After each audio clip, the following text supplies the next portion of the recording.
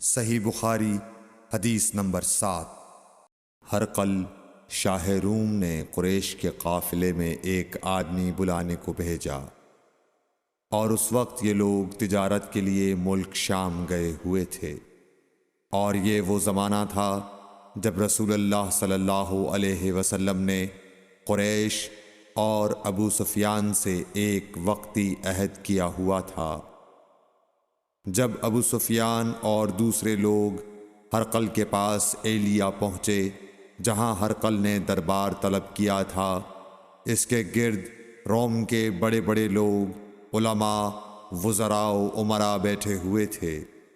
ہرقل نے ان کو اور اپنے ترجمان کو بلوایا، پھر ان سے پوچھا کہ تم میں سے کون شخص مدعی رسالت کا زیادہ قریبی عزیز ہے؟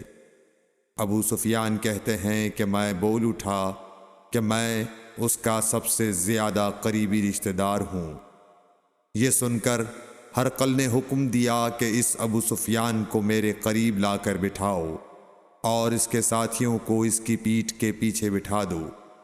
پھر اپنے ترجمان سے کہا کہ ان لوگوں سے کہہ دو کہ میں ابو سفیان سے اس شخص یعنی محمد صلی اللہ علیہ وسلم کے حالات پوچھتا ہوں۔ اگر یہ مجھ سے کسی بات میں جھوٹ بول دے تو تم اس کا جھوٹ ظاہر کر دینا۔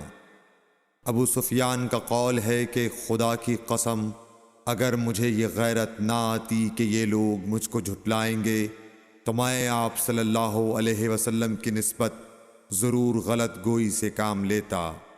خیر، پہلی بات جو ہرقل نے مجھ سے پوچھی وہ یہ کہ اس شخص کا خاندان تم لوگوں میں کیسا ہے؟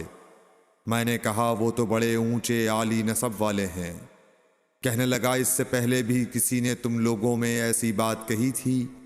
میں نے کہا نہیں۔ کہنے لگا اچھا اس کے بڑوں میں کوئی بادشاہ ہوا ہے؟ میں نے کہا نہیں۔ پھر اس نے کہا بڑے لوگوں نے اس کی پیروی اختیار کی ہے یا کمزوروں نے؟ میں نے کہا نہیں، کمزوروں نے۔ پھر کہنے لگا اس کے تابعدار روز بڑھتے جاتے ہیں یا کوئی ساتھی پھر بھی جاتا ہے؟ میں نے کہا نہیں۔ کہنے لگا کیا اپنے اس دعوی نبوت سے پہلے کبھی کسی بھی موقع پر اس نے جھوٹ بولا ہے؟ میں نے کہا نہیں، اور اب ہماری اس سے صلح کی ایک مقررہ مدت ٹھہری ہوئی ہے، معلوم نہیں وہ اس میں کیا کرنے والا ہے۔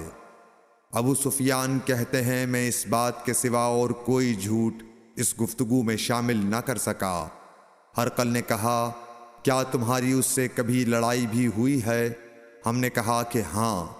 بولا پھر تمہاری اور اس کی جنگ کا کیا حال ہوتا ہے؟ میں نے کہا لڑائی ڈول کی طرح ہے، کبھی وہ ہم سے میدان جنگ جیت لیتے ہیں اور کبھی ہم ان سے جیت لیتے ہیں۔ ہرقل نے پوچھا وہ تمہیں کس بات کا حکم دیتا ہے؟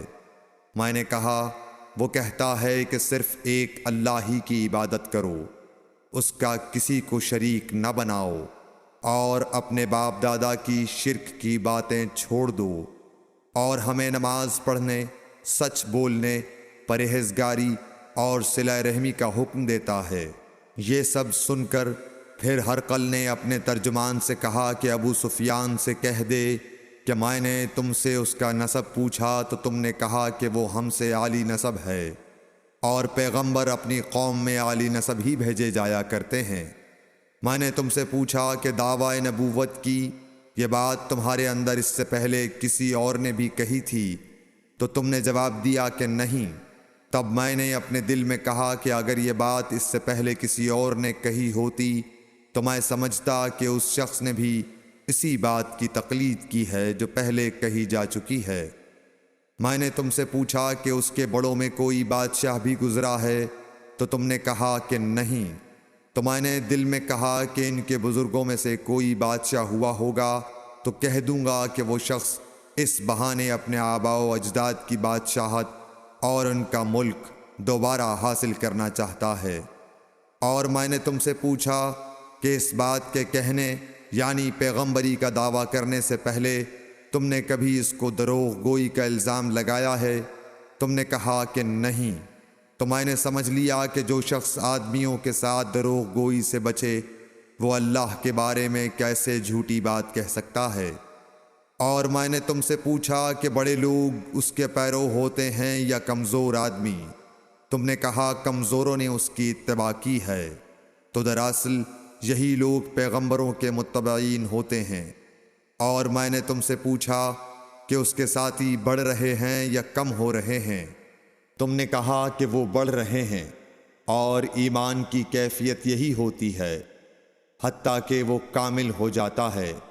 اور میں نے تم سے پوچھا کہ آیا کوئی شخص اس کے دین سے ناخوش ہو کر مرتد بھی ہو جاتا ہے؟ تم نے کہا نہیں۔ تو ایمان کی خاصیت بھی یہی ہے، جن کے دلوں میں اس کی مسرت رچ بس جائے وہ اس سے لوٹا نہیں کرتے۔ اور میں نے تم سے پوچھا کہ آیا وہ کبھی عہد شکنی کرتے ہیں؟ تم نے کہا نہیں۔ پیغمبروں کا یہی حال ہوتا ہے، وہ عہد کی خلاف ورزی نہیں کرتے۔ اور میں نے تم سے کہا کہ وہ تم سے کس چیز کے لیے کہتے ہیں؟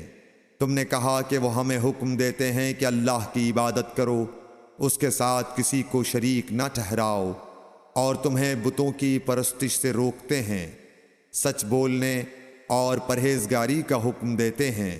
لہٰذا اگر یہ باتیں جو تم کہہ رہے ہو سچ ہیں تو ان قریب وہ اس جگہ کا مالک ہو جائے گا کہ جہاں میرے یہ دونوں پاؤں ہیں۔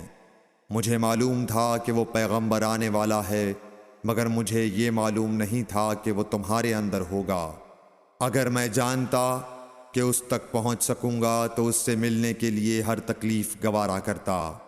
اگر میں اس کے پاس ہوتا تو اس کے پاؤں دھوتا۔ ہرقل نے رسول اللہ صلی اللہ علیہ وسلم کا وہ خط منگایا جو آپ نے وحیہ کلبی رضی اللہ تعالیٰ عنہ کے ذریعے حاکم بصرہ کے پاس بھیجا تھا، اور اس نے وہ ہرقل کے پاس بھیج دیا تھا۔ پھر اس کو پڑھا تو اس میں لکھا تھا، اللہ کے نام کے ساتھ جو نہایت مہربان اور رحم والا ہے۔ اللہ کے بندے اور اس کے پیغمبر محمد صلی اللہ علیہ وسلم کی طرف سے یہ خط ہے شاہ روم کے لیے۔ اس شخص پر سلام ہو جو ہدایت کی پیروی کرے۔ اس کے بعد میں آپ کے سامنے دعوت اسلام پیش کرتا ہوں۔ اگر آپ اسلام لے آئیں گے تو دین و دنیا میں سلامتی نصیب ہوگی، اللہ آپ کو دوہرا ثواب دے گا۔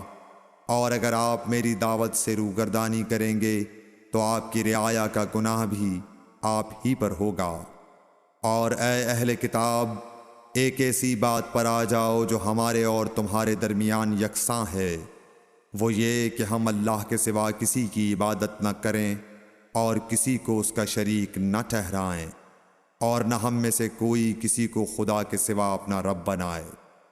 پھر اگر وہ اہل کتاب اس کتاب سے منہ پھیر لیں تو مسلمانوں، تم ان سے کہہ دو کہ تم مانو یا نہ مانو، ہم ایک خدا کے اطاعت گزار ہیں۔ ابو سفیان کہتے ہیں، جب ہرقل نے جو کچھ کہنا تھا کہہ دیا اور خط پڑھ کر فارغ ہوا تو اس کے ارد گرد بہت شور و غوغا ہوا، بہت سی آوازیں اٹھیں اور ہمیں باہر نکال دیا گیا۔ تب میں نے اپنے ساتھیوں سے کہا کہ ابو کبشہ کے بیٹے حضرت صلی اللہ علیہ وسلم کا معاملہ تو بہت بڑھ گیا۔ دیکھو تو اس سے بنی اصفر روم کا بادشاہ بھی ڈرتا ہے۔ مجھے اس وقت سے اس بات کا یقین ہو گیا کہ حضور صلی اللہ علیہ وسلم ان قریب غالب ہو کر رہیں گے، حتیٰ کہ اللہ نے مجھے مسلمان کر دیا۔ راوی کا بیان ہے کہ ابن ناطور ایلیا کا حاکم ہرقل کا مصاحب اور شام کے نصارہ کا لاٹ پادری بیان کرتا تھا کہ ہرقل جب ایلیا آیا ایک دن صبح کو پریشان اٹھا تو اس کے درباریوں نے دریافت کیا کہ آج ہم آپ کی حالت بدلی ہوئی پاتے ہیں، کیا وجہ ہے؟ ابن ناطور کا بیان ہے کہ ہرقل نجومی تھا، علم نجوم میں وہ پوری مہارت رکھتا تھا۔ اس نے اپنے ہم نشینوں کو بتایا کہ میں نے آج رات ستاروں پر نظر ڈالی تو دیکھا کہ ختنہ کرنے والوں کا بادشاہ ہمارے ملک پر غالب آ گیا ہے۔ بھلا اس زمانے میں کون لوگ ختنہ کرتے ہیں؟